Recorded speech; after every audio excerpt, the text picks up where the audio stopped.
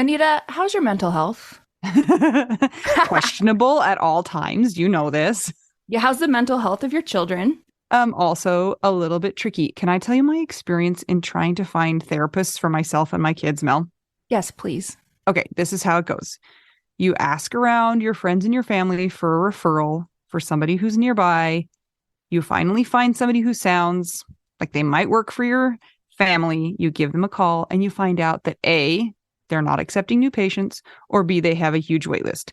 So you start over again and you ask people if they know anybody who would be a good therapist and a good fit. Finally, you find one, you go and you meet with them and you figure out that you don't actually like them that much. But it's been so much work to find somebody who you can go to in your area that you're kind of stuck with them. Well, do you have any ideas for how to get around this? I do, because guess what? I've actually had some therapists that I have found on my own, which involves what you're saying. Sometimes I remember one time I was like 3 hours in the bathtub on my phone looking through websites. I was such a prune at the end. But I have also had the experience with working with BetterHelp. And it was like, I don't want to say too good to be true, but because it is true, but it's like amazing because I was matched with my therapist within 24 hours. And you didn't have to go through all of that other ridiculous process of trying to find somebody. And here's the cool thing too, is if that person didn't work out for you, you can just switch and say, and it's not like you're committing to another years long search for somebody who you're going to jive with. It's true. And I lucked out, or maybe just BetterHelp is really good at matching people together because I never had to change my therapist. I loved her. Perfect fit for me. And I know that some of our friends have used BetterHelp and they've had to change therapists, and boom, same day, you can change. Easy peasy. You can ghost your therapist. Get a new one. I love this idea. BetterHelp is one of our sponsors. If you use our promo code trybetterhelp.com/WWDN, you get 10% off your first month. And we totally recommend it. Yes. Get some therapy. That's trybetterhelp.com/WWDN. Anita. What? We just had Widow Bingo. It was fun. That was amazing. Thank you to everybody that showed up. We're a disaster too. Yeah, that's what makes it so fun, right? So we're like thinking through things as we're going, and we're like, holy crap, we're going to have to ship things to Australia. It's going to cost like $1 million. Oh, sorry.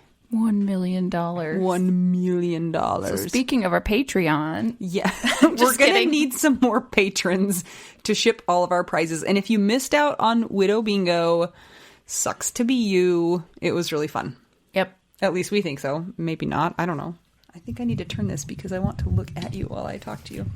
Then do it. I want to gaze into your eyes. Oh, I'm so beautiful. Oh, I know. You're so gorgeous. You should be dating again. That was one of our things in Widow Bingo. I hope that you can find somebody that will deal with your kids. We'll take on your kids. We'll take on your kids. That's yes. It. Our Widow We Do Now Bingo was about phrases that are what not to say. Or like terrible phrases. The worst things people have said. Mm-hmm. Okay. In Widow Bingo, we also unveiled some shirts that we had made. They're amazing. And if you guys, we're going to do a pre-order for shirts and get them made. If you want to get a shirt, we'll post a picture on Instagram and Facebook so you can see what they look like. And then we'll also post the link. It's going to actually be, for now, until we figure stuff out, it's going to be the link for where people were able to buy the book that I got made for my husband. Yeah, the kids' book that he wrote before he died and I found and made into a book. Right now we have 2 selections. Speaking of Jason, didn't you have an anniversary? Yes. Thursday was my 21st anniversary, and it was hard. I don't know if it was harder than last year or not. You were feeling funny the day before. I was feeling super just blah.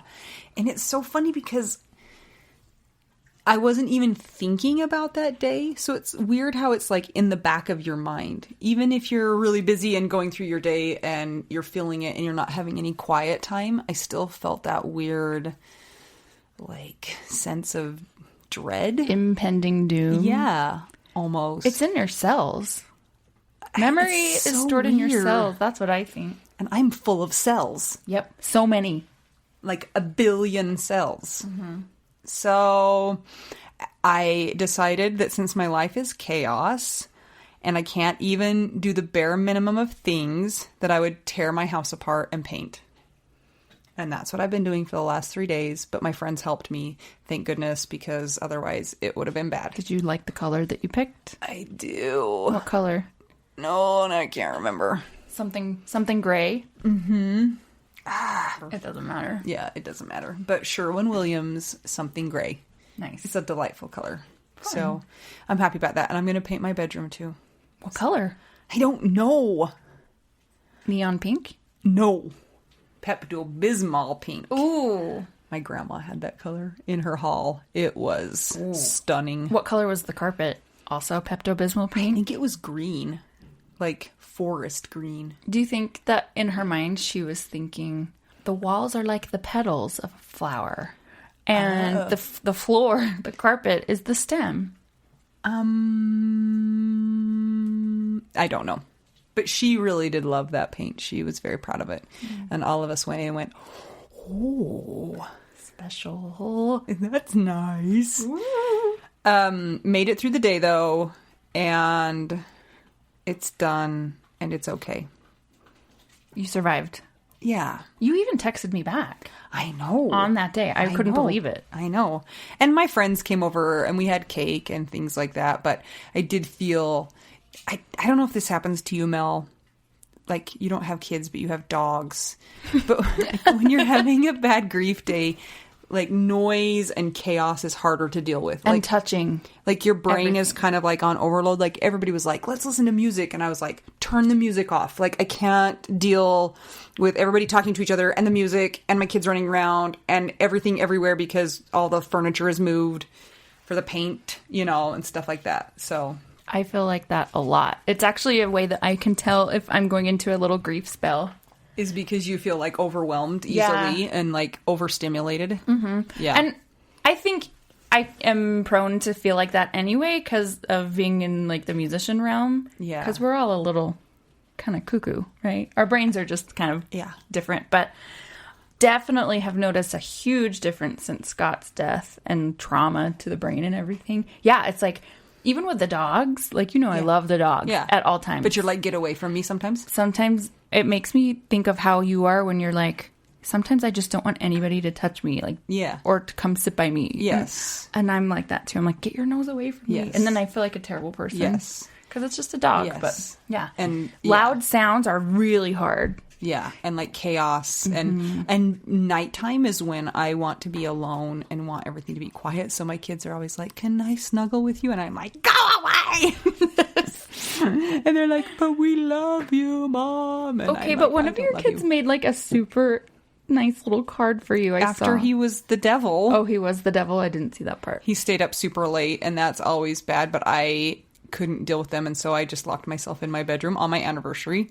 So he didn't go to bed until like midnight, and then the next day he wakes up and it's kind of funny. If you have kids and they've like gone off the rails, it's kind of comical because they're just making no sense. Like they're crying about things that normally they would not cry about, you know, and you just kind of want to laugh at them because they just are crazy pants. And so he was kind of in that mode. He brushed his teeth and his toothbrush had fish food on it. And so he's like crying about fish food on his toothbrush. And I'm just like, I don't even know how to respond to this situation. Rinse your mouth out, you know, but he was like crying and like throwing himself on the floor. And then he made a mess out of the paint that I was sampling in my bedroom. And so I like screamed at him. Oh my god. And that's why he sent me. It was a really cute note. And it was like, we're going to get through this together. And then he drew a little mustache. I know. It's so hard because I'm like, I hate you right now. And thank you for this note because I needed it. Oh. It's hard to be Anita right now. It's hard. Yeah, except for this cool shirt I have on that when I showed it to my father-in-law, he pulled a face. Also, my dad did that too. Not a good face. Hey, my dad is like now your father-in-law since we're widow wives. And guess what? Just upstairs after Widow Bingo, he gave me a lesson on taxes. And what you should do with dead people.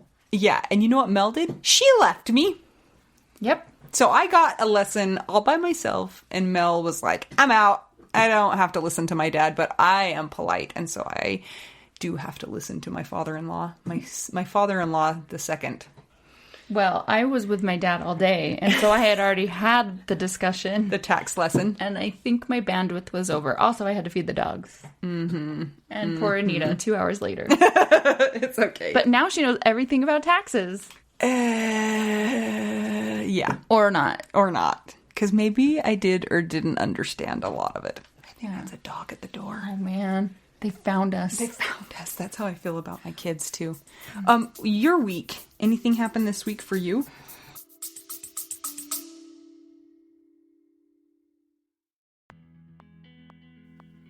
Sometimes we assume that unless we had a huge life insurance payout, we don't really need to know anything about investments or even finances. But guess what? A little knowledge of finances is critical for all of us. Maybe your partner was in charge of that stuff, and now you find yourself making all the decisions. Maybe you're mad about that. Maybe I am. Nicole from the He's Gone But the Money's Not podcast is here to help. She tackles financial literacy by telling the stories of women and widows and finance experts, and shares the lessons they've learned as certified financial planners. Whether you know a lot and feel confident in your financial decisions or feel unsure about all of that stuff, there is more to learn. Listen and subscribe to the He's Gone But the Money's Not podcast on all podcast platforms.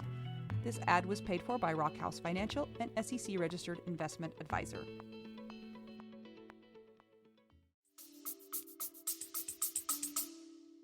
I have been working like mad at my computer. Wait. Mad like crazy person or like Arr! Yeah, all of the above. Okay. Yes, lots of things are happening. Not that anybody in the widow group wants to learn piano, but I'm working on things that have to do with piano online. So, speaking of piano, if you guys were at Widow Bingo, which only a few of you were, that's not true. We didn't, I mean, most we had like 40. No, we didn't. We had like 30. I don't know. But most of the people listening were not at Widow Bingo. True. So you missed out on me playing the clarinet. It was something to behold. And just honestly, you guys, I showed up. I have been practicing the clarinet this whole last week. And Mel's like, what am I supposed to do? And I'm like, you're supposed to play the national anthems after I get done playing my one line. And she just like pulls it up on her phone and plays it. No problemo. No worries. So she's a virtuoso. If this were treating a diabetic foot ulcer, though... I know. I'd have been all over it. I would have prepared for days and not gotten anywhere. And you would have just walked in and treated it. Yeah, which is like a super weird comparison. Yeah, I'm just trying to make you feel better. I know. I'm not sure how you prepare to do a diabetic foot ulcer. I'm sure there's a course on it on the internet. I'm sure there is, too. Australia's national anthem is the hardest just because it goes up into the upper register of the clarinet, which I just learned that is a thing. And Canada's is long. I only played like one line, but it was the best. It was the best one of my performance, I would say. I thought you did pretty good on England's. Yeah, but Canada's was a little smoother. Australia's was a freaking disaster. Sorry, Liz and Aaron and Jennifer Steele. And anybody else in Australia. Yes. I did my best. Maybe we should post some videos. You guys, if you want to... I recorded her playing it. I have proof. Maybe. We'll see. We'll see what happens. Remember to check out Patreon so we can send all our bingo prizes to Australia, England, Canada. Now we spent all our money on and every shirts. single person won a prize. It was really funny. We really don't think things through very well until it's happening, but we have some cool prizes. Yeah, we just wanted to have fun and hang out with our widow friends and non-widow supporter friends. And celebrate our 1 year podcast anniversary. Happy podcast anniversary to you, Anita. Dang it, I forgot we were going to do something during our Zoom. You guys, sometimes I get on iTunes and I look at the other widow podcasts and I compare our stats to theirs. And that's how I found that amazing podcast that I listened to another episode. It was crazy, but we're not going to talk about it because that's weird. Anyway, I know that there are people listening to our podcast who have not written us a review. So if you would like to give us a gift for our 1-year podcast anniversary, go on to iTunes and write us a review so that we pull up for people who are searching for widow-related or grief-related podcasts. Yes. If you think this podcast is helpful, write something, because then it helps people to see that and it gives it credibility. Yeah, they think maybe I would like to listen to that too. Yeah. So. And I also would like to say, I know how it is to listen to stuff or see stuff on Facebook or Instagram or whatever, and to not comment or hit like, because that's just how we are. And now, as somebody that's doing a podcast or like creating content, it's so funny. Like it's made me more interactive, yeah. Because now I know what goes behind creating this stuff, and it's actually like the only way you're gonna know if people care about it. And it's so hard because you put yourself out there and you're like, I don't even know if people like us. Yeah, I'm like that all the time. Mel's like, shut up, Anita, it's fine. And I'm like, I don't know if they like us. I'm just used to this by being a musician for so long, where nobody cares about what you do. People always want you to play stuff for free and do these gigs for free. Man. Not treat diabetic foot ulcers for free. Because that's what I was just going to say. Like, when I treat a diabetic foot ulcer, I want that ulcer to visually get smaller and smaller and smaller and then heal. So I know I'm doing a good job. Yeah. There's no ambiguity. And that's a really weird thing to say on a grief podcast. Well, this is kind of on brand for us, right? All over the place. All over the place. So we love it when you comment or when you interact in the group. And of course, our Widow Wives Club is awesome about interacting, because that's what it's for. But if you are not a widow and you're on our regular Facebook page, please comment and like and whatever else. Because then we know that you're there. Otherwise, we don't know if people care or if they're even listening or watching. Are you listening? Hello? Hello? Hello? Hello? Is it me you're looking for? Ooh, we've had a lot of cheese after that Widow Bingo. We had some delicious cheese. We had a cheddar that was delicious and a white Stilton with lemon in it that was also very good. Very delicious. Good job, Anita. Remember to check out the Widow Wives Club. Answer the questions. If you're inviting friends to the Widow Wives Club, it lets them get around the questions. So it's better if you just copy and paste the page for them so that they can submit their own request. And join our Patreon. You can be our friend for $5. And help us pay to send some stuff to Australia. And check out the information and the links to pre-order an amazing t-shirt or two. Designed by Anita. I'm so proud of myself. I love this shirt so much. Can we talk about this being a step towards more awesomeness from your widow situation? Because remember when you're like, I just want to have t-shirts. And I'm like, did you know you can design them? Here's this thing. You said, I don't think I can. And then you made this amazing t-shirt. I love it. And then I just was like, I want to design t-shirts. I've made like 6 of them, but they're too expensive to actually make unless you like buy a lot of them. That's the problem. So maybe we'll put them on there. Maybe you guys will like them. Maybe we'll have enough to order them. Maybe we won't. We'll see. Yeah. Patreon.com/WWDN if you would like to support us and help us keep the podcast going and send things to Australia and give Anita a pat on the back. Righto. That was not me trying to have an Australian accent, by the way. Because what was that? I don't know, but it was not related. Oh, man. Okay, well, stay tuned, because coming up is a super cool widow that we just interviewed, and you're going to love her story and hate it at the same time. I'm Anita. I'm Mel. And we're just 2 young widows who don't think things through very well. And we're trying to figure out widow we do now.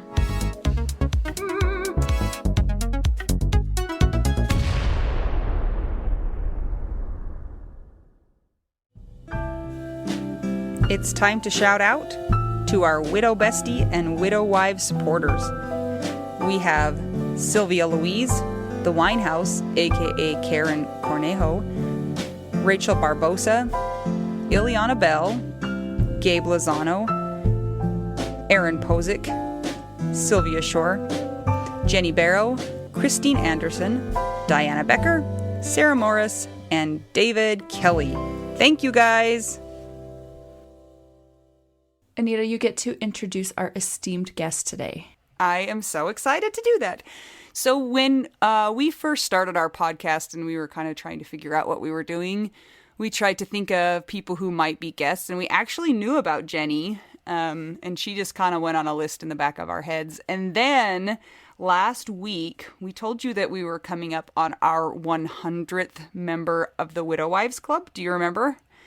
And so we passed that number, and we went back to look and see who the 100th person was. And guess who it was? Jennie Taylor. Yes. And so then the universe even spoke more, because she sent us a little message, and I was like, this is amazing. So we talked to Jennie and asked her if she would be a guest on our podcast as our 100th Widow Wife Club member official winner. That's your new title, Jennie. Congratulations. Like, can you put it like in a name tag on my door? We'll make you a sash. A sash? Oh, a sash with a crown? Would you like a scepter? No, that will turn into a weapon at my house. Okay. Oh, same here. Same here, Jennie. Do you want to introduce yourself a little bit to us, where you're coming from, things like that? Yeah, so my name's Jennie Taylor, and I am a widow. That's why we're all here. And it's funny because I knew about you and your podcast quite a while ago when you interviewed a friend of mine, because when you're a widow, then everyone introduces you to every other widow, because it's just what they do. And so when you interviewed Mindy Holmgren, she's the one that introduced me to your podcast. I'm like, this is so awesome. And it's funny because I didn't catch that you were looking for the 100th Widow Wife member. I was just at a PTA meeting looking at my phone, and I was like, oh yeah, those girls, I got to contact them. And then I found you on Facebook and added, and then I found out about your Patreon, and I was like, yes, we got to make this continue. So that's when I joined, and then we got to this conversation. But I live in northern Utah. I've got 7 kids, and we are almost exactly to the 2-year mark of the day my husband died. We met, Anita. 7 kids? Like The Sound of Music. 7. Like it takes 2 hands to say 7. Yes, because yesterday I met a lady at my sister's office, and she has 8 kids. And I found my own eyes bugging out of my head as I asked her, 8? Like 8, like you gave birth to all 8 of those kids? And I thought, oh my gosh, that's what people say to me all the time. And this is me saying it to her, because 8 is more than 7. So yes, my husband and I had 7 children together on purpose, all naturally birthed, and they're all here. They're ages 2 to 15. And it's crazy. It is as crazy as it sounds. So anything you're imagining about how crazy my house is, you're right. It just is. So, and that was true before I was a widow, like, let's be honest. So we just maybe complicated a bit by taking Dad out of the home, but it's not like we were just peace and quiet and obedience before he died. So that makes me feel a little better that it wasn't just peace and quiet and obedience. No, I can't imagine having 3 more humans to take care of and to try and keep in line. My sister has 8 kids, and anytime we go to her house, I have to hide under the table because it's just so much crazy. It's like, Anyway.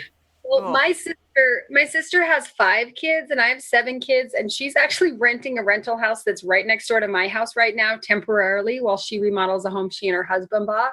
So that's a dozen cousins who pretty much think they're siblings, and it is even too much for me sometimes. Like, oh my gosh, this is insanity. We lost control a long time ago. So. But the kids have a good time. They do. Great memories growing up here. So the prisoners are running the prison. That's what I always say.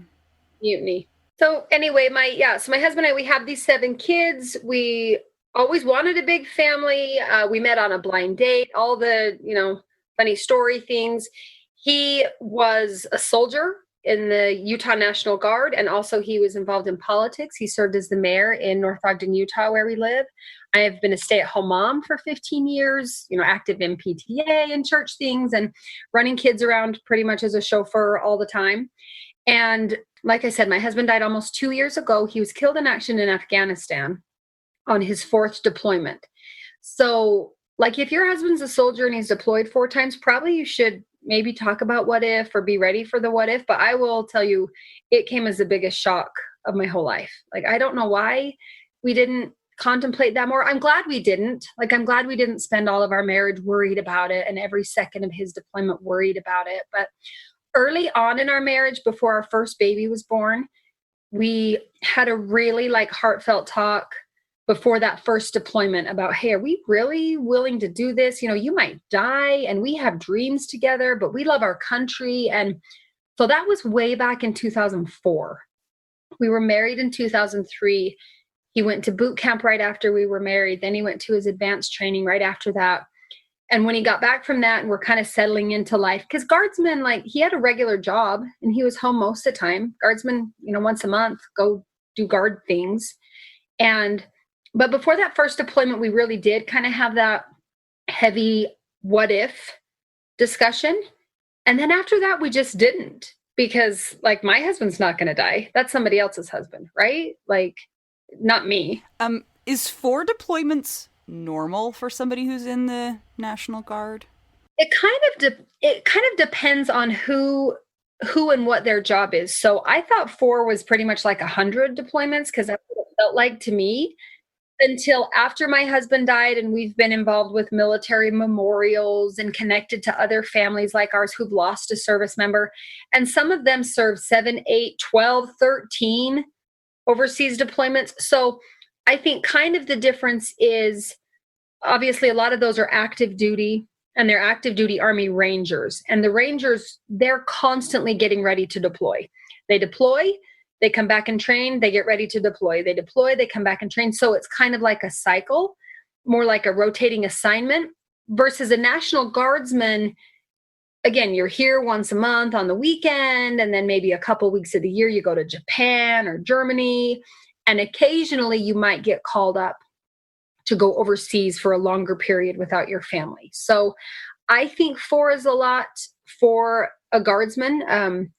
I will say all 4 of those deployments my husband volunteered for and was eager to serve. So it wasn't like arm twisting. This wasn't, oh my gosh, how do I get out of this? And that's hard for a lot of people to understand. But anybody who's listening, if you're married to a service member or a cop or a firefighter who just can't wait to be the first one to answer that call to serve, like, you get it. And that was, I knew that about my husband. He wasn't in the Army when we were dating. It's kind of mostly what we talked about the whole time we were dating. We were set up on a blind date by someone who knew we would be compatible because of how much we love this country. Like, it's totally nerdy, but it's true. I was a teaching major. He was a political science major. We both love history, America, the Constitution, all of the things. And while we were dating, that's when he decided to join the military. I was with him the day he enlisted. I was with him when he graduated from boot camp. I was with him every step of the way. And I always viewed it as our service.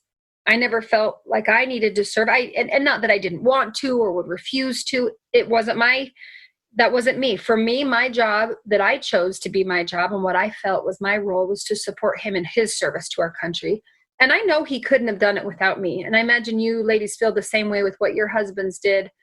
And that's kind of the goal of marriage, right? To help each other be awesome at whatever you're trying to be awesome at. So he loved being a soldier. And as hard as this might sound to understand, he loved being deployed.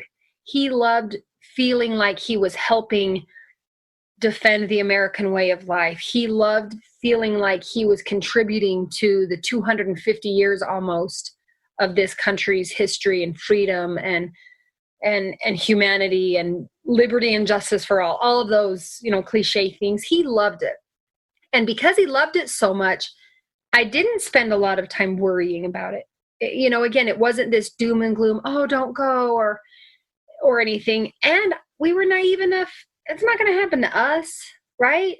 Like, husbands die in the movies and maybe somebody down the street, and then you take him a casserole, because we've all done that. I've taken a lot of casseroles. I am good. I'm not even a good cook. I might buy you a casserole. Can I get you takeout? I'm kind of better at takeout. But you know what I mean? Like, so we had a will because the Army says get a will. But password? No idea what his password is to anything. No idea what he would have wanted me to do when he died. No idea where he wanted to be buried or what song to sing at the funeral. All of that fell on me very suddenly, fell on his mother suddenly, on all of us who love him. Like, whoa, where did that come from? So how long was the deployment supposed to last? So his deployments were typically a year. This one was scheduled a year. And it's give or take. the way the Army words the paper is no longer than 400 days. So you figure a calendar year is 365 days. They usually have some built up leave that they've accrued because they earn so many hours or days per pay period, however that works. And so typically he'd be gone from my house about a year. He would first go to a stateside base for either a couple of weeks or a couple of months, depending on the deployment, after he left my house before he got to the Middle East. And then usually on the flip side of the deployment, he'd have a couple of weeks of paid time to kind of like regroup, recover before he had to go back to work, his civilian job. So this one was supposed to be January of 2018 to January of 2019. And he left, first went stateside for a couple of weeks. And I think he got into the Middle East mid to end of February. So when did he actually die? How far into the deployment? So he was killed on Saturday, November 3rd, 2018. So that's at 10 months. You know, you're fine. The funny thing is, funny, like all widows say it's funny, but you know what I mean. The Sunday before, I had gone to church with my kids. I'm sure I looked exhausted and ragged and overrun and underpaid because all of the above are true. And someone asked me, "Oh, how's Brent doing?" And I said, "Oh my gosh, we're almost there. I can feel it. Like we're on the home front," because by the time you're into October, that whole holiday period goes really fast, November, December, right? So the clock just flies by, and then he's going to be home after Christmas in January. So literally the Sunday before he was killed, I was at church almost breathing a sigh of relief, like, "Oh, we've made it. We're almost done. Pack your bags and come home." You know, famous last words, but yeah, so it'd been the bulk of that deployment. We were expecting him home in January. And it might have been February. There's no release date until it's closer. That seems really rude. Yeah. They're like, he might come home sometime between December and March. It's like when you book travel on the airline. It's like, is your travel, do you need it to be scheduled or are you open-ended? It's like, no, my dates are not flexible. I promise you, if you're in the military or married to the military, your dates have to be open-ended. The first time my husband deployed and came home, I got a call that morning that he would be getting it to the airport that night. I knew it was coming-ish, and I literally was at the park with my 2 little babies in a stroller and got the call that he was American-bound. So we're like, "Hurry home, let's go." So we call it hurry up and wait. It's the Army. It's the same thing when they leave. We think you're going to leave this date, but it might be that date. And sometimes they get postponed. And honestly, you know, people who know us closely might have been shocked, not just by Brent's death, but shocked by this deployment, because we didn't make it public until right before he left because of that same thing. Dates change, plans change. We've had deployments we thought he was going on that never even happened. And so for one, we've got 7 kids and big families on both sides. That's a lot of people to say, "I'm leaving." "No, I'm not." "Yes, I am." "No, I'm not." But also, he was serving as an elected mayor in a town of 19,000 who he would have to announce, "I'm leaving, but I'm not sure when, and maybe, or wait, it's off, it's on." So we didn't want to get into kind of the yo-yo of that with the public who doesn't understand that is just what it is in the military. So if anyone is listening and knows us or knows the story and feels like we kind of sat on that deployment announcement for a while, we did. We did. And I had just given birth for the 7th time, again, back to 7. And so this baby of ours was exactly 2 months old the day Brent got on an airplane and left. And so, you know, that's kind of a lot to have the public try to handle. It's a lot for our families to handle, to say nothing of our little kids, but even telling my parents, my husband's parents, his staff, his constituents. So we did kind of sit on that information until it felt more solid. And coming home again, might have been January, might have been February, but ended up being November in a very different way than we expected. So were you given the details of what happened, or is that like, because in the movies, you know, sometimes it's like super secret or I don't even know. Yeah, it's totally like the movies. It's 100% like the movies. So what happened with the military, and I imagine it's similar with law enforcement, other public service officer deaths. I don't know that it's so much that they're keeping secrets as sometimes they don't know. And then everything has to go through protocol. So my husband was killed on a Saturday morning in Afghanistan on a hike. In the military, they call it a ruck march, but it's basically a hike with your heavy army backpack to, exercise and train. And we were given that information. We were told he was shot and killed. We were told he was shot in the head and killed. We were told that the killer who killed him was then immediately killed by the others on the hike with him. And so we were given quite a bit of information. I think of other military or officers' families who, what if it's a roadside bomb? What if it's a random attack and you just happen to be driving at the wrong place in the wrong time? Or what if you happen to be in the cafeteria when the building got bombed and you might not know who did it or why they did it or how they did it? So I feel pretty fortunate that we were given as much information as we were. So that's what we were told kind of up front. After that, some of the service members who served with my husband, contacted me. We either saw him at the funeral or maybe through social media, the world can connect. And some of them would share maybe their experience or their memory of what happened. But officially, the military does an investigation. And this happens with every soldier who dies, even if they think they know everything, even if they know nothing. They do an investigation. And that took almost a year. So my husband died at the beginning of November, and it was last October, really like a year ago right now, that my husband's siblings and parents and I were called in to be briefed by the general of the Utah National Guard to tell us anything they could find out. So obviously we already knew how he died. We knew who killed him. We knew the weapon. It wasn't like a murder mystery.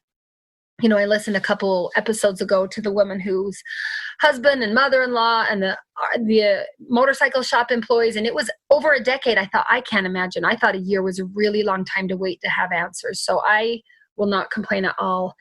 So I don't think it's so much like a mystery, like we're hiding things from you, as it is they want to make sure information they give you is accurate. You and I both know that most information by word of mouth is not accurate. One person tells you what they think they saw, they heard happened. That's not very reliable. But the military did release to us a verbal report where we spoke about it, and then they gave us written findings. They had interviewed pretty much everyone who was there that day, everyone who might have seen or known what happened, almost like you do if there's a car accident on the street and you give your testimony. So I feel like we know quite a bit compared to how it could have been, and I'm very grateful for that. Like, I know who killed him and I know he's dead. So that right there, that's not true for a lot of people in situations like this. I know how he died. I even know the motive, because it was an Afghan who killed him, and he made a terrorist video kind of thing on his cell phone talking about how he planned to kill Major Taylor on November 3rd. So that's super awful, but at the same time, I guess there's no wondering why. It wasn't random. It was very targeted, which in a way, as awful as that is, I'll admit I feel grateful to have been able to find a little bit of peace of mind in that, because as I thought about it, this Afghan killed my husband because he thought he was basically doing his job too well.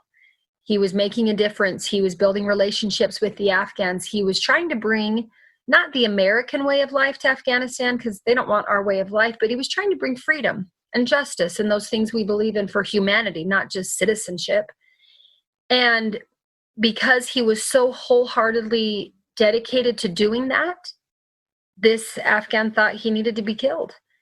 And so where I find peace of mind in that is in knowing the only way for my husband to still be alive would be if he weren't who he was. It's not like, man, if he had been to the left or the right, or not driven over that pothole, or not fallen off that ledge, or that helicopter hadn't crashed, a lot of those horrible, awful happenstances. Like, my husband is dead because someone thought he was too good at his job. And his job wasn't to make money or be famous. His job was to try to help his fellow man. I hate that my husband's dead, but I can find some peace and some pride in knowing he died defending freedom and liberty and justice for all. He gave his life for me. He gave his life for all of us who enjoy freedoms. And that does give me some measure of a way to process it. It's a coping mechanism, if nothing else. I think that's really interesting because we spend a lot of time looking at other people's situations and wondering if it would be, quote unquote, better or worse. And I kind of think it's interesting because in Mel and my husband's deaths, there was nobody who actually, killed them. So there wasn't anybody to blame. So I think it's interesting that you have found kind of a degree of solace in that, when from the outside, I'm like, ooh, that would put so much anger into my heart. Whereas, in my husband's death, it just happened. So I can't really be angry at anybody, or anything. So, it's just interesting how things that you think you would think in somebody else's shoes are maybe not what they think. Well, that was a confusing sentence, but you get what I mean. And I will say I am 100% honest in saying I am not angry at the person who killed him, which to me is like a God gift of all the emotions. And, all of us listening know you feel every emotion 100 times a day. Sometimes I'm angry he's gone. I'm angry I have to be here without him. I'm angry I've got 50 more years on this planet that I've got to try to figure things out, and he went out in a blaze of glory. But I am grateful that I can say I'm not angry at the man who shot him. In fact, I feel really bad for him, that he would think that not just my husband, but American servicemen and women have died for 243 years all around the world trying to protect humanity and freedom and choice. And this man thought my husband was trying to ruin his life rather than offer him some better way of life. That makes me sad. And I'm grateful for that, because trust me, I'm a plenty vindictive person. Don't think I'm a saint. I get angry all the time. I'm mad at my kids most of the time, mad at myself all the time. But I am grateful in the whole spectrum of emotions I've felt for 2 years now. I do not feel angry at that man. And I'm not angry at the Afghan people. And that to me is, like I said, just a gift from God. I'll let somebody else be angry. I don't have room for anger. I'm too tired to be angry. It takes too much. So that's kind of our story. He died that Saturday morning on a hike. Tell us how you were told about his death. I mean, again, is it like in the movies or? Like the movies. Oh my gosh. In fact, in listening to that interview a couple episodes ago about when her husband was killed at the motorcycle shop, and she sees the police officer come, or then the coroner's officer comes, and they sit you down, and they didn't just call to say, hey, something happened. So in my situation, it was a Saturday morning, and it was right after my birthday. So my birthday's on Halloween, and I've got 7 kids. At the time, my husband's been deployed almost 10 months. I've got a new little baby all the way up to my first teenager. And that deployment was hard on me the whole year. Like, that's a conversation for another day. We had a bathroom flood upstairs that ended up gutting like the whole house. We're living in a rental. All of the kids are distraught because dad's like the one rock in the world. I'm a total basket case. So the kids are a basket case when mom's a basket case. So we were bad. And around my birthday, my mom and my mother-in-law convinced me to go away Friday night to Saturday with my girlfriends from college. So we were freshman roommates together a billion years ago. It was the 20th reunion from our freshman year, and we're going to go back to Brigham Young University area and eat ice cream, because that's what you do at BYU, but whatever. So Friday night, went down there. Saturday morning, woke up early. And if you've ever been a mom away from your kids and you wake up early, like, that will make you angry. Let's talk about anger. And I was like, oh, I totally could have slept in. I'm so tired. And I remember a very conscious moment thinking, okay, I can roll over and go back to sleep, or I can just use some time to kind of like think and meditate and grab my journal and try to make sense of this crazy year. Because again, my husband's coming home soon, and I'm trying to not be a total basket case for this last couple of months. So I got out of bed, had a couple really awesome hours of like, whoa, mom doesn't get quiet time. So I'm thinking this day's good. Okay, I can make it through November and December. Brent will be home in January. The holidays will be filled with busy and beautiful and fun for kids. We can do this. I've written some goals in my notebook, cleared out my head a little. And then my mom called. And then keep in mind, this is my mom that was like, whoa, Jenny, you need a break. Don't worry about the kids. We got this. And so I'm thinking like, oh, who burned the house down? Who broke their arm? What are the kids? Because it's like not even 9 a.m. on a Saturday. She, I'm sure, was hoping I was asleep. So I knew she didn't just call to say hi. But I didn't think anything, I didn't think about Brent for sure. Anyway, what my mom said on the phone was that there were 2 Army officers in full dress uniform knocking on my door. And they need to talk to me. So this is where it gets to be just like the movies. Army protocol, military protocol. I imagine law enforcement protocol is similar. They can only talk to the primary next of kin first. They can't tell the news his name first. They can't even tell his mom first. They can't tell my neighbor first. And they certainly can't tell my mom. But they also can't tell me over the phone. So Officer so-and-so says, well, ma'am, we have some information for you, but protocol needs us to be in person. I said, okay, I'm an hour and a half away from my home, and you're there with my 7 little children and my mother, who's probably having a panic attack because she's there. And I didn't even have a car with me because I had taken public transportation to meet up with my friends. Because I'm like, I don't want to drive. I want to just try to clear my head. Again, because I was literally kind of going crazy in October of 2018. If you know any of my family or friends, they would tell you that. Like, I was one step away from super losing my sanity. So I hung up the phone, found one of my roommates, and I just said, Brent might be dead. I need a ride. Like, super tactful. And so he looks at me over that. But it's like, hey, I hope I didn't scar her for the rest of my life. Sorry, Desi, I totally owe you. So what the officers and I agreed was that we drive and try to meet in the middle. I don't want them to wait at my house with my kids for an hour and a half. But I don't want to wait an hour and a half for them to drive down to me, and then I'm an hour and a half from my kids. They would have scarred the the military officers to be with your 7 kids for an hour and a half. Quite true. I know. We should have just done that, huh? Yeah. So they drove south. I drove north. We met at the headquarters building. If anybody's local, that's in Draper, right off I-15, big flag and everything out front. And I walked into this building. I got there first because I got there quicker than the officers did. So again, no one can say anything about my husband's death to anyone but me until those 2 officers say anything to me. So the chaplain is there, the state chaplain. Hello, Mrs. Taylor. He escorts me in. He knows, for sure he knows, but he can't say anything. I walk through the first set of double doors. 2 soldiers are holding the doors open. They know, but they can't say anything. I walked through what felt like 400 doors down 26 hallways. Soldiers standing at every one of them, holding the door for me and looking at the ground. Nobody will say anything. Nobody will look at me. I'm like, okay, as if I didn't already know what I'm not supposed to yet know. I know. So anyway, they told me when the officers got there, they came into a conference room. I sat at the table. They sat next to me. And they have a script. It is literally like the movies. I don't know if it's on behalf of the Department of the Army or the President of the United States. On behalf of somebody important. We regret to inform you that your husband, Major Brent Taylor, was killed this morning in Afghanistan on a ruck march. And I remember the first words out of my mouth were, they killed him on a hike. This man survived the Taliban and ISIS and terrorists for 4 deployments, and they killed him on a hike? Like, that's not funny.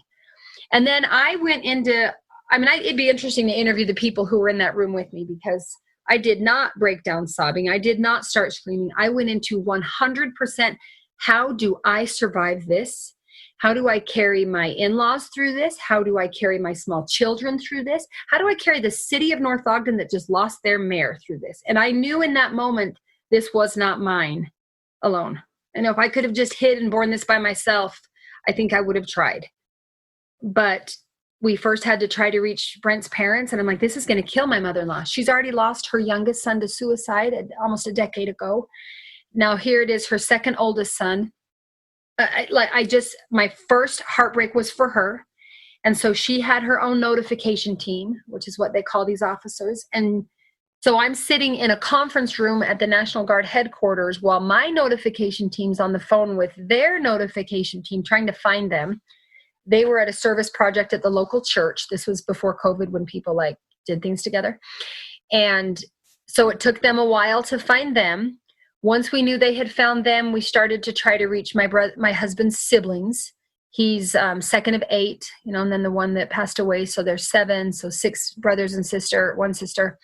So we're trying to call everyone, notify them, make sure they know, because we don't want them to hear it on the news first. And then once we got some of those things squared away in that conference room, I looked at the Army officers and said, okay, we're going to my house. And I had them come with me. Not that them coming would be like a great strength to me, not that them coming would be a great comfort to my children, but 100% of my motivation in those first few days was someday my kids will remember this. Someday they will look back, and I want them to know that they had the respect of that notification team coming to tell them those hard words that nobody wants to tell them. So the notification team got in their car. By this point, my mom and sister had come down and to pick me up. Because again, my mom was at my house when the officers knocked on the door. So even though my mom didn't know anything for sure when those officers left my house, she knew they weren't going to give me good news. And she knew I didn't have a car. And so she and my sister called Grandpa and left the kids with Grandpa and my sister's husband and took off to come get me. Then we drove home. And that was the hardest. That was the hardest. Do you feel like you were just blindsided by this because it seemed like things were kind of calming down and, you know, it was more of like a go and be, like you were saying, like build relationships. It wasn't like go and you're on the front lines of a big battle or whatever. Right. And he'd survived all kinds of things as in his deployments. And in fact, he had come home on leave for 2 weeks in August. And I remember when we sent him back after those 2 weeks, I just told him, hurry up and get back. Just go. Like, I'm not even, not that I'm not thinking about him. I'm just not worried about it because I got 7 people to keep alive here. We were finally moving back into our house after everything had to get put back together. I was 100% looking to get through the holidays, and then January, Brent's home, and man, 2019 was going to be my year. We were going to recover. We were going to regroup. We were going to travel as a family, run away, whatever we needed to do. Because I thought from January 1st on, 2018 kicked my butt. So really, by the time, November 3rd came around and I find out he's dead, it was like me and a giant white flag of surrender. Like, I give. Okay, God, I give. I don't know what else you want to ask from me. I don't know how much harder this can get. Because again, I had thought the whole deployment was really, really, really hard. And everything was going wrong. Everything was falling apart. You know that feeling for non-widows and what COVID feels like? COVID feels like you don't know what's normal. You don't know what to expect. You can't trust even the most trustable things and events and protocols anymore. Like, I know that's how every widow feels when you become a widow. It's like, yeah, we just got there before COVID. But that's how I felt January 1st when my house flooded and I had a 6-week-old baby. And then my husband deployed. And then everything started going wrong while he was gone. So I felt like I'd been underwater and was finally starting to stabilize. Like you said, finally starting to I can get through the holidays. The holidays are kind of, you just float, right? It'll be fun. We'll have fun things to look forward to. Time goes very fast between Halloween and Christmas. It just flies by like, oh, he's going to be home. He's going to be home. And so, yeah, I felt completely blindsided. And then I felt like this public face of not just my soldier who died, but representing every soldier that's ever died, at least to my community. Most people who knew and loved Brent and were sad that he died, he's the first soldier they personally knew that died in war. Like, we know of people that die at war. You've read history books about people that die at war. Most of us in 2018 don't actually know somebody that we care about that died in war. We just don't. Yeah, that's the whole reason that we even knew you existed, because it was a public thing where it was in the newspaper and on the news and, things like that. So yeah, it's got to be different to have people watching you and, your expectation, or you feel like you have to live up to some expectation of grieving military wife, which probably comes with a lot more just expectations and maybe... I feel like you have to look better than a non, because you have to talk to people more. What was it like being the wife of the mayor who is now dead and the aftermath of that for a community? Yeah, just, it's crazy. The only word I can use is crazy and maybe surreal, because we went to get Brent's body back from Dover Air Base. Again, just like the movie, go watch Taking Chance if you wonder what it's like. So he died on Saturday. Monday, we got on a plane, middle of the night, Monday into Tuesday. His body's coming back from Dover. we fly home Tuesday afternoon, not with his body, but we came back. And I remember after being in Dover for not even 24 hours, talking with the media, seeing pictures of his casket at the airbase on the big giant screens at the airport going, oh my gosh, that's me, that's us. I came home from that trip and had kind of a family meeting with my parents, my husband's parents, and all of our adult siblings, everybody that was in town at the time. And I just said, this is not just ours. This is going to be public. And the news is either going to talk about us as a family, or they can talk to us as a family. And that it was a very conscious decision to let it be so public, because I knew it would be public anyway. There's no way to say, pretend this didn't happen. But I felt compelled to maybe take, again, if you're going to talk about my family, if you're going to wonder why my husband wanted to serve in the military or what he thought about being a soldier, just ask me. I'll tell you. You don't have to make it up. So very public, and my heart really started to soften and even break again when I saw how other people were impacted by my husband's death. Because of course, when somebody dies, you immediately go to the spouse and children and then the parents. Like, I have siblings who love and miss Brent. He has siblings who love and miss him. He has friends and coworkers and colleagues. And I think had it not been so public, it might have been a little easier for me to feel like this was just me and my kids' loss. But I'd have people who'd come over, like all of us do, those first few days when everyone's over and everyone's hugging and everyone's loving and bringing food and trying to help. And I remember my heart really breaking, thinking, these people are mourning with me. They're not just mourning for me. The Bible tells us to mourn with those that mourn. Like, we are heartbroken together. And I have felt that. You've probably felt that when a soldier or a police officer or firefighter dies, there's something in us that feels like that person belongs to all of us. They're trying to keep us safe. They're trying to keep us free and give us a better way of life. And so, in the months since my husband died, we've lost an Air Force pilot from near my home, First Lieutenant Cage Allen. We've lost a police officer with Ogden City, Nathan Lyday. And when those two men died, in addition to, yes, I feel sad because I'm a widow too, like, it hurt me as an American citizen, as a resident here, to know that someone who was trying to keep us safe had given his life. And so I feel like I was given almost this out-of-body perspective that this very public death was very public, because as an American soldier, he didn't just die as a person. He represents every other American service member. And that's a lot of people that have died in the history of this country. Was that difficult for you to sort of share in your grief? Did you sometimes feel like that it minimized what you were feeling?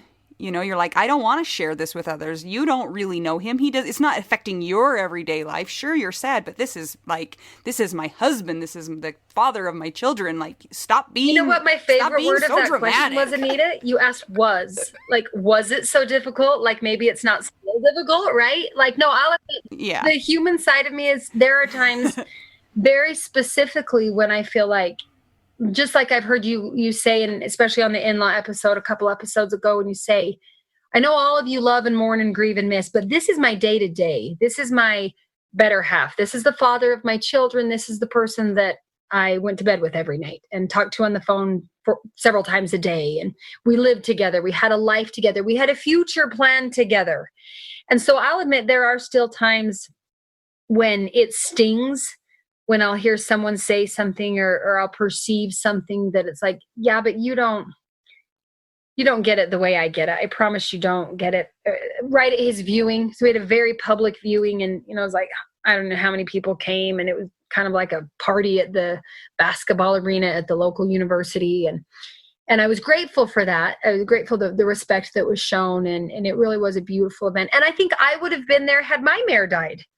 Like, if I were just a citizen, I would have taken my children to pay their respects. So again, that out-of-body perspective, I think, has been given to me. But I remember at the end of it, looking at all the beautiful pictures and all the flowers and all the displays that depicted this man's life and all the media cameras that were there.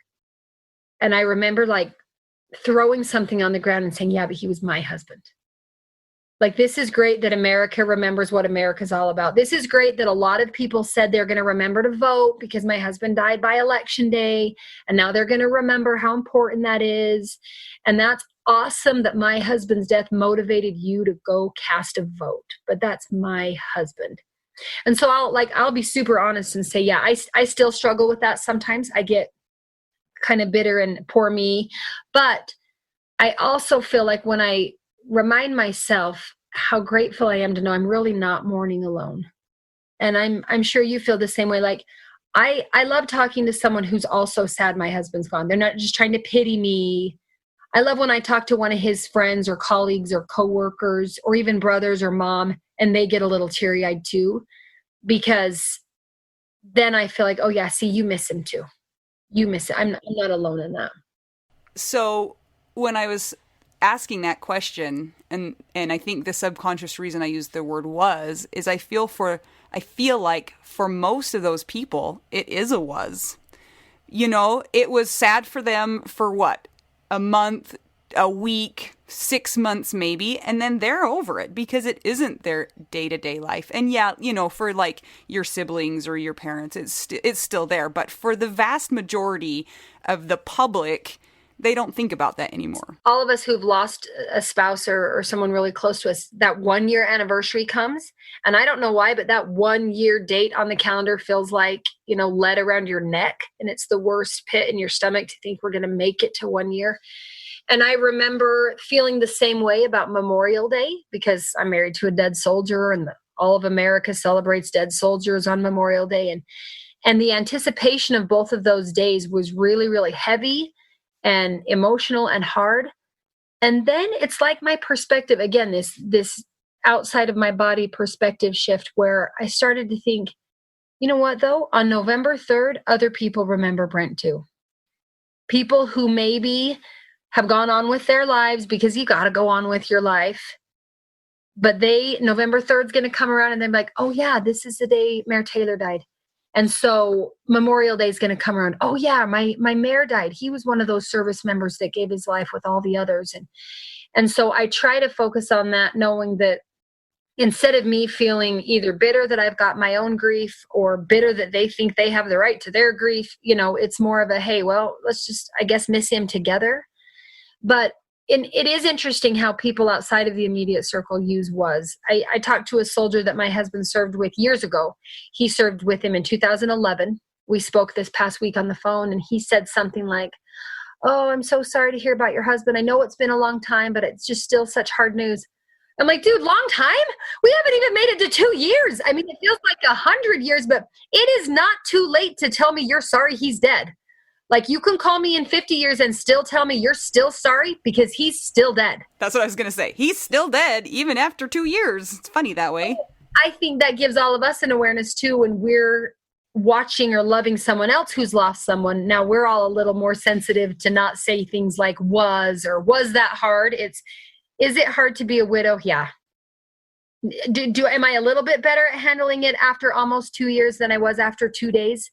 Maybe some days, yeah. Maybe I'm a little more aware. I'm aware of more tools or more people like you all that I can say, hey, you get this with me.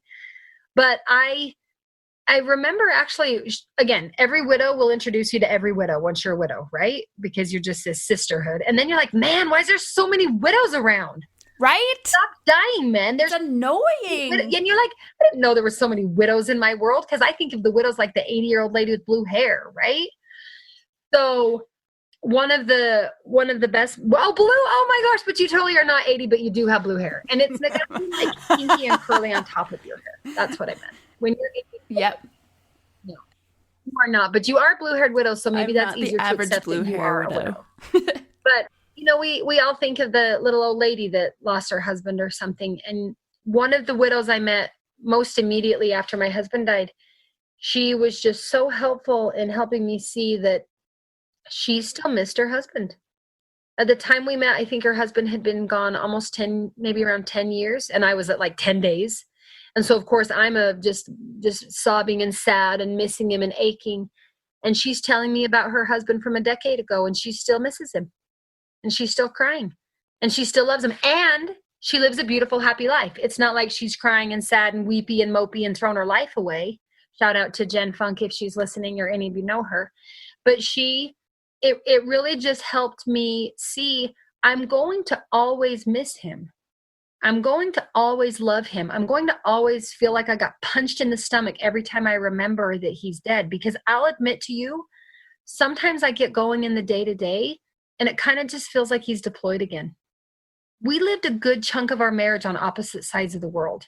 I'm a stay-at-home mom with a lot of kids and way too much going on every day. It's easy to get caught up in that.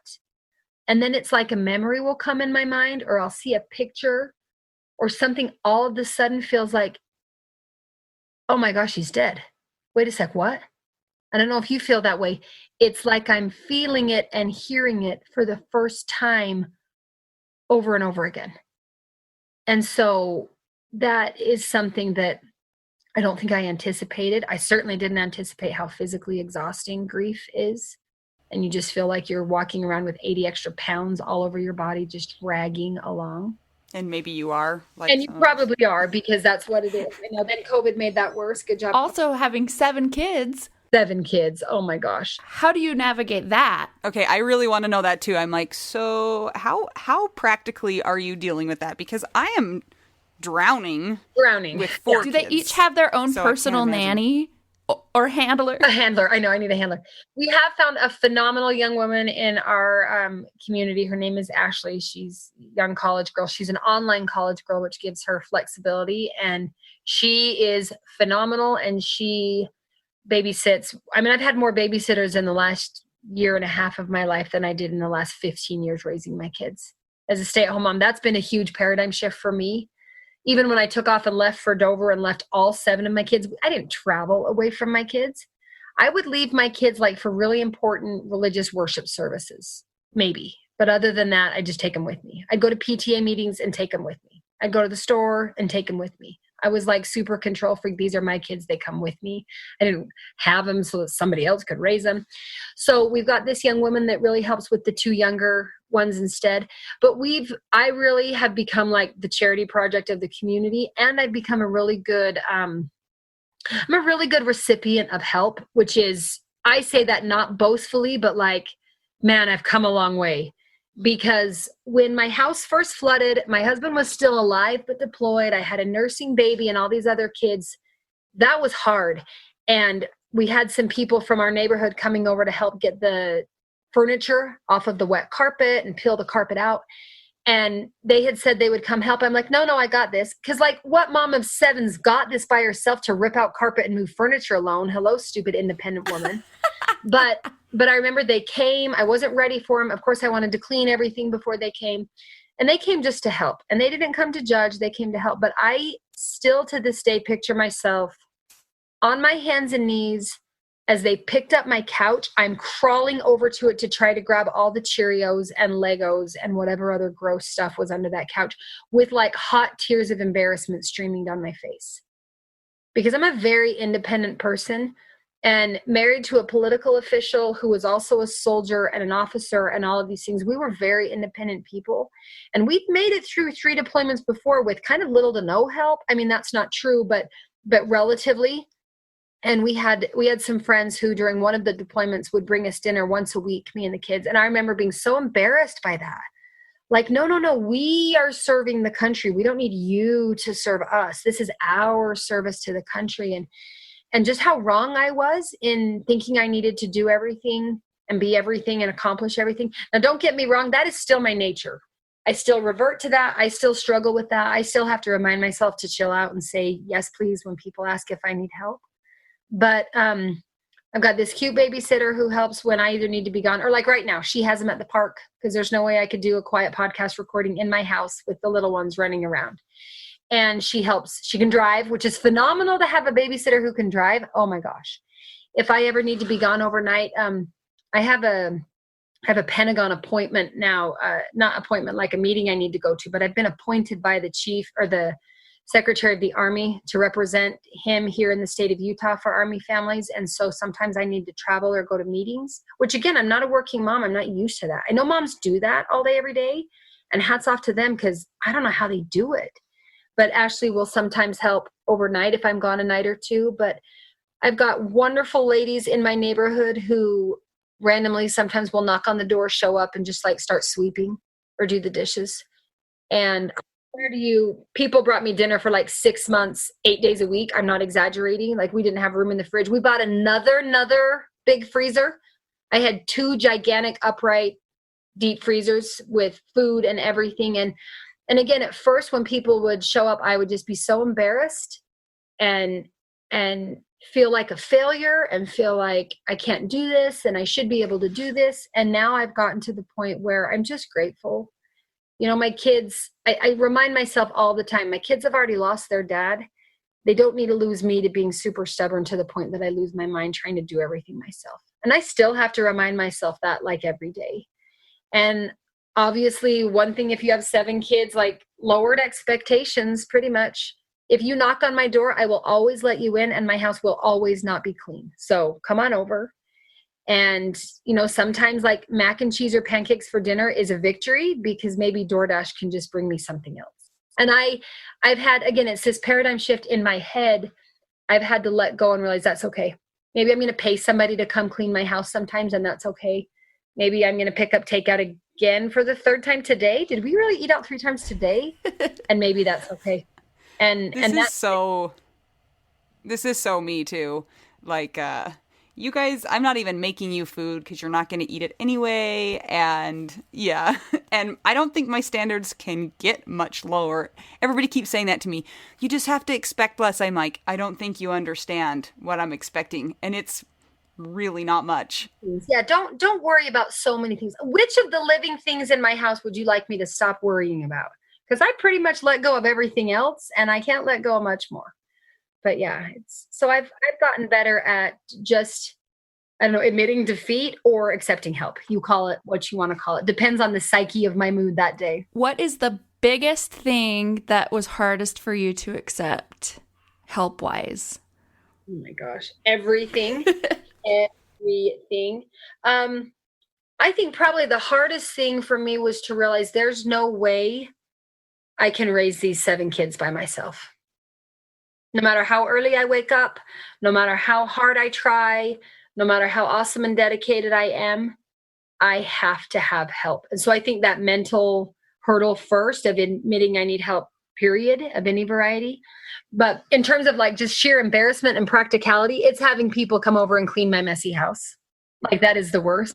Or know that I'm not really a very good cook. And so maybe you need to bring me dinner because we might be having Chick-fil-A again tonight. So some of that is like exposing my domestic weaknesses because here I am like this super stubborn, independent. I chose to be a stay-at-home mom and I'm no good at it.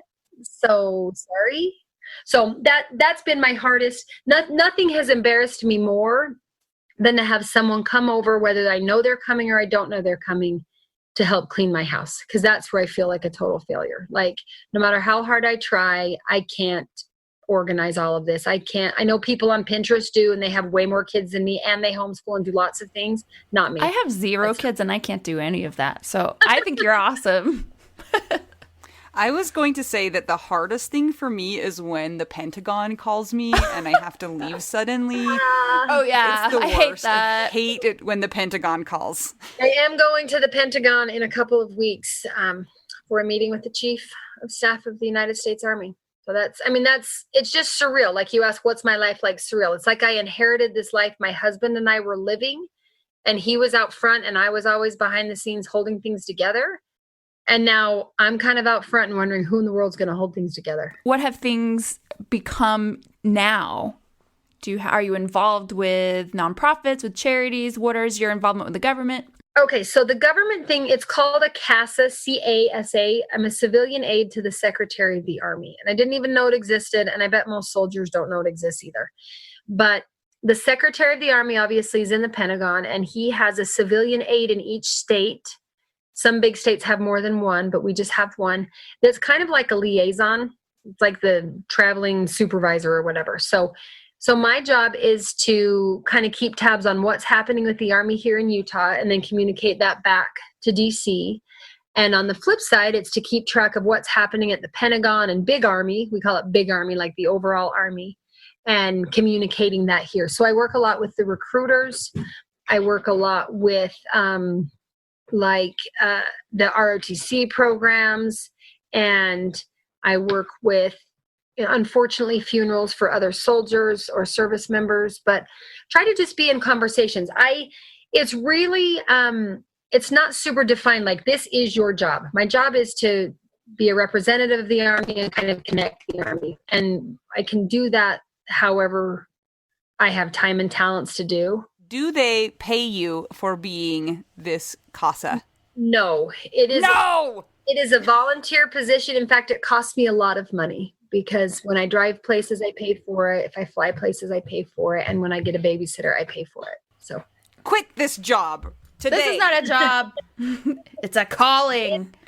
It is a calling. It's a calling. And the funny thing is, when they first called and asked me if I would apply for it, again, I didn't know what it was. And it was last September, which is my anniversary, which is almost to the 1 year mark of losing my husband. And I remember getting a call thinking, I don't need one more thing. Like, what? I am drowning here, people. And it just, I sat on it for a few days thinking about it and wondering, and just felt like this is an opportunity for me to serve in a way and capacity I never, ever would have known existed. And I'm not claiming to be the best at it. There's a lot of CASAs around the country that can do more. They've got previous military experience, or they're like, the CEO of 7-Eleven or whatever. But what kind of sealed the deal for me, even though it is, it's a lot of work and a sacrifice for my family, it's a chance to give a voice to the military family in a lot of military conversations that are usually just focused on the military side, the service member, and the military survivor. So I'm not claiming I have all the answers. I'm not claiming I can fix everything. I'm not claiming I'm the best military survivor that ever existed. But I went to a training in Washington, D.C. this February, right before COVID was a big thing here, and we actually still met in person. And I'm in this room full of people who are far more qualified than I am. Most of them are older than I am. Most of them really have served in the military 10 or 20 or 30 years, and yet I'm the one they're asking, what do you think about this family issue? Or what do you think as a survivor? So I feel like it's not necessarily on my own qualifications. It's on my unique qualifications. So I'll do it for a while as long as it works with my family. COVID's been awesome because now most of it's just virtual, and we've been able to make that work. And it's something I feel like is an opportunity to serve our country. And again, there's not like set hours I have to work. I'm a volunteer, so I do it as I can and when I can and adapt it as needed. But it's an incredible honor to be able to do this and try to give a voice to maybe some of the viewpoints that I don't think they've been ignored in the past, but maybe they weren't as aware. You have the best qualification. I think you're selling yourself short. Did you not tell them that you were the 100th member of the Widow Wives Club? I was just going to send them a picture of like my name tag across my door. And the 100th Widow Wife Club member. And so just send me my appointment right now. Thank you. No questions. And more money. and more money. More money is always great. Yay, Patreon. I know. I love Patreon. Thanks for being a part of our Patreon, by the way. That's so amazing of you. A proud sponsor. I also would like to just say, how random / probably not random is it that your husband's death day is like election day? I know. So we joke about that, but it's kind of one of those jokes, not funny. So he died on the 3rd, which was a Saturday. His body was supposed to come back on Monday, but he actually was delayed. Like legit, the flight with his casket on it was delayed till after midnight. And that's when I realized he came home to America on Election Day, 2018. The first time I spoke to the media was Election Day, 2018. Now we're going to put his headstone on his grave after 2 years, and it's Election Day, 2020. Whatever. Like it is crazy. I know. But again, maybe it reminds people like, hey, go vote. And I don't care who you vote for, but go vote and be respectful and appreciate all the things. But it is crazy. He was born on July 6th, 2 days after the 4th. He always gave his mom a hard time that he was 2 days late. He wished he'd been. She should be giving him a hard time about that. That was not her. 2 days. Any pregnant lady knows that. Especially in July in Utah. That is hot. But I look at that. You can call it a coincidence, whatever you want. But this man who loved his country so much died right around the Election Day and Veterans Day of this country, when people maybe pause for a minute and think about the men and women who have served and are serving. And I will forever be grateful for that, because it's an opportunity. People call it a platform or whatever, but just a reminder. It's a little reminder. So Mel and I often talk about feeling like our husbands, Mel will say that her husband's doing a show in China and just doesn't have cell service. And like, he's not really dead. I imagine that would be way more real for your brain because he was gone so often. So you just feel like he'll be back after this deployment.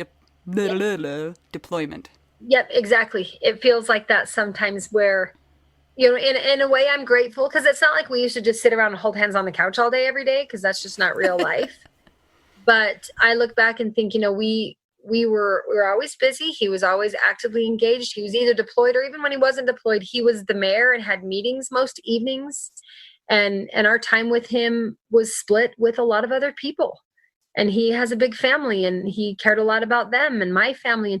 And so I think of my sweet kids and think, they shared their father with their country and their community long before the day he died. They did. Okay, on the flip side of this, you get to tell me if this is fair. But you know how you get really annoyed when people make comparisons to their own situations? Compare deployment to death.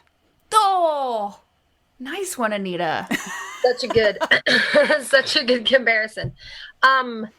Well, the problem with death is like it's final, right? A deployment comes and goes, and like you can think. I mean, I know several widows we've talked about. Man, if I could just have a text message to heaven, like I'd maybe be okay. Maybe I could be okay if I had to just not see him, but I could at least communicate with him. And so that's been one of the practical things, aside from all the emotional and just the grief of I've lost my husband. But man, this pandemic and election year for two people who love America and politics, and I can't even shoot him a text about the latest headline. Like there have been times I reach for my phone to say, oh, you didn't hear that, did you? Or if you did, you can't talk to me about it. And so with a deployment, it was tricky because he was gone, but we could still communicate. And especially this last deployment, we would text through Skype almost every day. And we wouldn't necessarily be online at the same time because of time differences. So it's not like we just chatted on the phone all day, but usually before he went to bed and before I went to bed, we'd say something.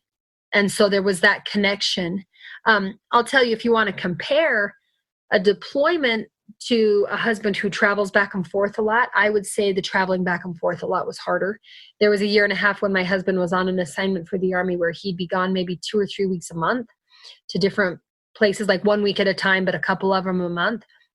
And that got hard because he'd come and go. Like when he's gone on a deployment, whether it's 9 months or a year, you kind of eventually get into a groove. And I think that's what was so hard about this final deployment with the house flooding and all the things. We never got really into that groove until October, right before he died. But when he was deployed, he's not going to show up for dinner and he's not going to be late and he's not going to be here at bedtime. And so don't ask for his help getting the kids to bed because he's just not here. Versus when he would travel, he'd be gone a week or so, back a week or so, gone a week or so, and you're constantly trying to adjust. And kids, dad's like a celebrity, so when he's home, then they go crazy, but you want him to be on their routine and schedules. So, obviously the death side of things sometimes does feel like a deployment. And I don't know if that's better or worse. I mean, that's probably depends on the opinion of the day, but there are days when I get going around busy and I think, I know how to do this. I know how to take care of kids without him here. I know how to sit at church without him next to me on the bench. I know how to roll my garbage can out, even though my neighbor mostly does it now. So thanks to the neighbors. But like, there are things I can do. And especially now that I'm so good at asking for help, I'm like a master at it. But, then again, there'll be times when like a random thought or a smell or a food or a candy corn, because my husband loved candy corn and it's Halloween time now. And you'll see those little things. I find it's the little things that trigger me more than the big things. I think I anticipate big things like headstones and grave sites, but I don't anticipate like the first spring. So he died in November. Utah's very wintry. Every plant life is dormant for several months after that. And my husband loved to garden. He had a huge vegetable garden and he had a lot of rose bushes. And I remember the first day in early spring after he died, I got home from picking up kids or something. and saw one of the rose bushes kind of budding, one itty bitty bud coming back to life. And I felt like it was such a slap in the face, like this mockery that spring and the renewal of life for this man who loved this rose bush, and now this rose is blooming without him here, and he won't be here next year when it blooms, or the next year when it. And so those little moments sometimes are harder for me than the seemingly bigger things, because we are used to him being gone and not home for dinner and not home on the weekends and not home on Tuesday either, you know? Yeah, I think that those little things, something that's so hard about them is that you can't prepare yourself for them because they just come without any indication. You know, I laugh about the things that will make me sad, you know, and they're the tiniest things. Like I'm mowing the lawn and I walk past a little portion of our lawn. I remember Jason running into the house because there was a beehive in the ground and he'd gotten stung all over and in his ear. And so I mow over that part and I'm like, ugh! Like, how do you prepare for that? You can't prepare for the spot in your lawn, you know, that's gonna set you off. It just... Yeah. There's no way. I know those triggers, or whatever you want to call them, those moments that just feel like this is real. Like this is still real. You know, you wake up in the morning and it's still real. So dumb. So dumb. I have a question that's kind of random, but as a military family and talking about Memorial Day, you know, you see on social media, people are posting, remember that Memorial Day is about soldiers. Do you get offended, or do military families get offended that people are also celebrating their non-military dead family members? Be honest, we don't care. We have no feelings. I am not going to speak for every military family. I don't know that I'd use the word offended as much as I'd realize we have some room for education. And I'll admit it, even my family, we grew up going to the cemetery on Memorial Day for my grandpa, who did serve in World War II, but he didn't die in World War II. And my father died when I was younger, and different people, we'd go visit the graves on Memorial Day because that's what Americans do. And I do think there's a lack of understanding about what Memorial Day is and why it is. Memorial Day really is the day to remember our military dead. And if you want to also remember all of your dead, like that's great. But it is the day to remember men and women who have died for our country. Then Veterans Day, fast forward, is not the day to remember our military dead. Now, that doesn't mean you can't remember them, but it's not exclusively for dead soldiers and dead sailors, because Veterans Day is for all who serve and are still serving and have served. And sometimes I think in this country, we are very good about honoring our dead, which we should be. I'm not saying we shouldn't be. But what about the guy who puts on a uniform and he's still alive? Like, let's celebrate him or her too. You know, I've said that before. The day my husband was killed, there was one other American on the hike with him, and then a lot of Afghans. And the one other American was also shot, and he lived. So do we not celebrate him? We only celebrate the guy that died? Like, that's ridiculous. Or the people who've never seen combat, but they're willing every day, if they need to, they'd go and answer that call. So I do think there's room for education. Memorial Day is the day to honor our war dead. Veterans Day is the day to honor all of our military men and women, any branch, any episode, any war, any job they've had, whether they've seen combat or not, that's not the point. But, you know, for most Americans, both of those days are just a day to get like a good deal on a couch. Hot dogs. Free hot dogs and soda. A day to get school off, but I don't think kids even get Veterans Day off for school anymore. I don't think so. So should we need like a civilian Memorial Day. Let's start one. Yeah.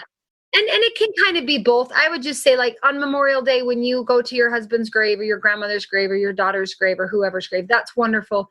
Maybe take a minute to talk with your family about how also we're remembering these military men and women who died for us. So I wonder for our international listeners if I kind of think that probably other countries have similar holidays, if not the same holidays. I'm kind of curious to know. Yeah, that's a great question. Other countries, yeah, like our Australian listeners and England and Canada, if they've got similar and which days they are, and if they've got a Memorial Day and a Veterans Day, or just a Memorial Day or just a Veterans Day, or you guys let us know. All of our international listeners, let us know what your country does for your military people, because we don't know. Be interesting. Yeah, I don't know. When you were talking about, I felt this sense of you holding your breath when he was on deployment. We've just got to make it until he gets home. And then to feel like you just had to go for this much longer, and then everything's gonna be back to normal, and it's gonna be great. And then it's like, oh, just kidding. You not only need to keep holding your breath, but you got to keep holding it for the rest of your freaking life. More years. Yeah. 5 decades. Yeah. Yeah. And even though, my husband wasn't gone, I felt a sense of that too. Like, we just have to make it until the kids are a little bit older. We just need to make it through potty training. We just need to make it through this. Yeah. And then it's like, nope, guess what? You got to make it through everything all by yourself all the time. All day, every day. And even if you have helpers, those helpers are not a parent. And a parent is different than a helper or a babysitter. It is. And I'm grateful for all the helpers we have, but it is, you don't have the same connection, that companionship. I'd say half of me died that day, and it wasn't the left half or the right half. It was half of every cell in my body. And not just the past 15 years that we were married together, but the future 50 years, I thought for sure. Because again, we're raising kids all of that time. Someday they're going to be done potty training and nursing, and we could actually go on a vacation, the two of us. I dreamed of that. We never did. Our honeymoon was like Park City for a couple of days, an hour away from home, or someday we might do this, or down the road we'll have grandkids and do that. And so you lose all of that. But I'll admit, something clicked inside of me in the moment I knew he was dead, to where any weight I had felt during that deployment, where I thought, I just can't do this. I just can't do this. I just can't do this, which I said 1,000 times a day. It was kind of like somebody slapped me in the face and said, you have to do this. So basically figure it out. And you can look at that as super discompassionate. I even think sometimes when I'm really sad and have my darker moments, or my just more grief heavy moments, I can picture Brent on some cloud above looking at me like, oh, I'm sure it breaks his heart to see me all sad. And then I'm sure he's like, Jennie, get up. You can do this. Come on. You can do this. There's people to help. You can do this. Come on. Like, I can see him lovingly. He has so much confidence in me that, which is funny because you shouldn't, but he did. And I can kind of feel him or hear him in my mind saying, I'm so sorry you have to do this. And I know you can do this. So get up. And if you do it, you can have a donut. I will give you two donuts for widowhood. Woo! I have had those exact same thoughts. Have you really? Not even joking. Like Jason sitting on a cloud, looking down and watching the disaster that's taking place, and just being like, you're crushing it, Anita. Like, good job. And I'm like, anybody watching this is not like, good job. They're like, holy crap, somebody give that woman some help. But he's like, that's my wife. Do you guys see her? Well, that's totally how I feel. I can see him being like, oh, you got this. You got this. You got them. Like, oh, I don't want to got this. Can somebody else got this? Yeah. Oh, man. Okay, Mel, you can ask the question now. To the most important question of all time in the universe of time and space. What is your favorite cheese? Oh, for sure, feta. And there we have it. Salty, delicious. Crumbly. But not to be confused with blue cheese, because you might look at them from a distance on a salad and say those are very similar items, and they are not. Definitely not. Similar items, because blue cheese tastes kind of like it's rotten all the time, which I know that's the point, but why would you do that on purpose? But if you had a salad with like spinach and strawberries and a bunch of feta cheese, I would eat that. I would still eat the blue cheese, but I would feel like somebody put rotten something on my salad. Hey, thanks so much for letting me chat. It's like therapy on my computer. I owe you each $110 for this past session. Oh, so. Thank you. Thank you. We have lots of letters behind our names. Yes. Obviously. Yeah, but we're not the 100th listener or not listener. So take that. Yes. And I am so impressed, too, that we reached out and you got back to us so quickly and scheduled it so quickly and moved things around so quickly. Like, you're amazing. Aligning. No, it worked out perfectly. I love listening to all the people you've interviewed. It's just so helpful to find people who get it. I love that you can laugh. Like, I can be super sad my husband's dead and I can crack a joke about it, and like, you get that. You don't think I'm being disrespectful or irreverent, but I think it's important. You got to be able to laugh and sometimes slap yourself in the face and say, just get up. Come on, girl. You got this. I showed my dad. Anita made t-shirts for our widow bingo night. We're going to send you one. And I'm like, Dad, look how funny this is. And he was like, he went, that's morbid. I'm like, Yeah. You have to be a member of the club.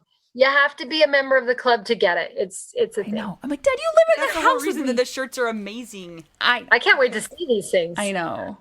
So thank you so much for being our new friend. And Thank you, ladies. Thanks for bringing me into your widow wife club. You guys, I hope that you enjoyed today's episode and you found Jennie to be inspiring and lovely. She is awesome, and we really appreciated that everything kind of fell into place for us to connect with her. So we don't know about coincidences. We kind of think those things happen for a reason. thanks, dead people. Until next time, remember to check out the Widow Wives Club and answer all the questions. Remember to check out our Patreon. And until then, I'm Anita. I'm Mel. And I'm Jennie. And we're just two young widows and a lady that actually can celebrate Memorial Day legitimately, who are trying to figure out Widow, we do now.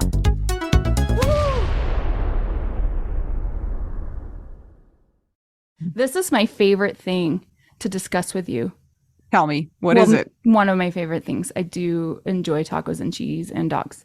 This is about how you cannot pay hundreds and hundreds of dollars for a phone plan, especially when you're a widow, your person is dead, you might have kids, you might need another option, and you just want your phone to work, you want unlimited texting and service, and you want it to be like $25 a month.